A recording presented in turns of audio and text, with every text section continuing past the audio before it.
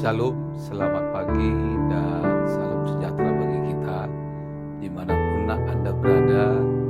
Tidak lupa kami menyampaikan selamat ulang tahun bagi Anda yang merayakan ulang tahun kelahiran dan juga ulang tahun pernikahan di tengah-tengah rumah tangga Anda. Kiranya Tuhan memberkati hidupmu dan rumah tanggamu. Kami juga selalu berdoa kepada Bapa di surga bagi Bapak Ibu yang masih saja terbaring lemah di tempat tidur, baik di rumah sakit maupun di rumah Anda. Kiranya Tuhan menjawab doa-doa kita dan Anda sekalian diberikan kesembuhan untuk dapat kembali beraktivitas sebagaimana biasanya. Sebelum kita memulai segala sesuatu aktivitas dalam satu hari ini, mari kita terlebih dahulu mendengarkan firman Tuhan untuk hari ini. Firman Tuhan untuk hari ini diambil dari kitab Kejadian pasal 35 ayat 3, begini dikatakan. Marilah kita siap dan pergi ke Betel.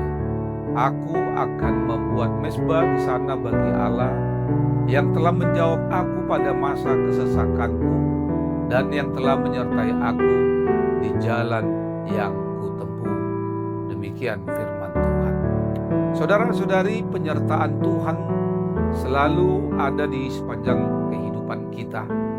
Namun seringkali kita bersikap atau bertindak seperti Yakub. Kita melupakan apa yang sudah kita janjikan di hadapan Tuhan.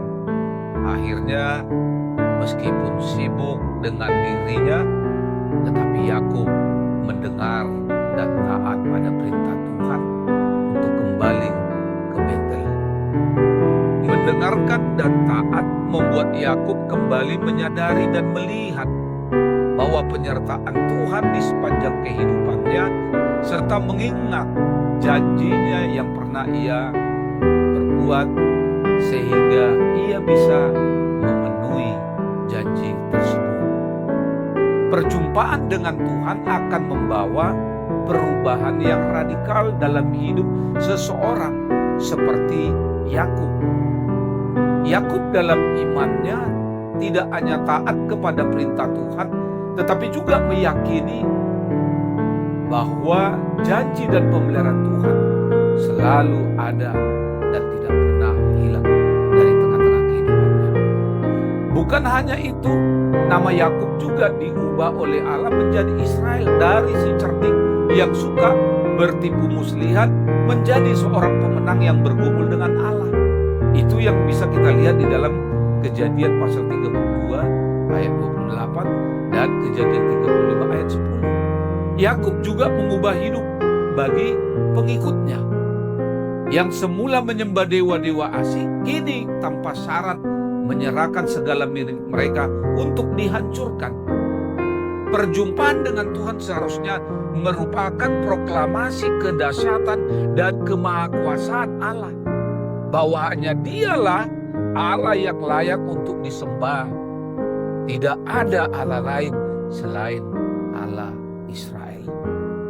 Saudara-saudari yang terkasih di dalam Tuhan kita, proklamasi ini juga berdampak pada seisi rumah di tengah-tengah keluarga daripada Yakub. Kita bisa melihat di dalam catatan-catatan Alkitab bagaimana orang-orang yang percaya begitu yakinnya mereka membawa keluarga seisi rumah untuk percaya kepada Tuhan. Dan orang percaya tidak hanya untuk dituntut berubah secara radikal, namun juga menyaksikan perjumpaannya dengan Tuhan yang telah menyelamatkan manusia yang berdosa dari hukuman yang kekal, yaitu kematian. Saudara-saudara, janganlah kita menyimpan kisah perjumpaan Tuhan itu untuk diri sendiri. Di luar sana masih banyak lagi orang-orang yang belum percaya dan juga belum mengalami perjumpaan dengan Kristus. Bagaimana dengan hidup kita saat ini? Apakah kita masih mempunyai keyakinan di dalam perjumpaan itu membuat diri kita menyandarkan hidup ini kepada Allah? Menyikapi setiap hal yang terjadi dalam diri kita di tengah-tengah kehidupan ini dengan tetap bersandar kepada Allah adalah hal yang harus kita lakukan dalam hidup ini. Karena Allah akan selalu menyertai umatnya dan tidak akan meninggalkan umatnya dari kesesakan sendirian. Saudara-saudari, di dalam memulai segala aktivitas dalam satu hari ini, ingatlah panggilan Allah agar kita terus mewujudkan persekutuan indah antara diri kita, antara keluarga kita dengan Allah, sehingga setiap orang dapat melihat pujian, penyembahan, ucapan syukur, dan melimpahnya berkat melalui teladan dan kesaksian kita di dunia ini sebagai mezbahnya. Selamat beraktivitas. Tuhan Yesus memberkatimu. Salam.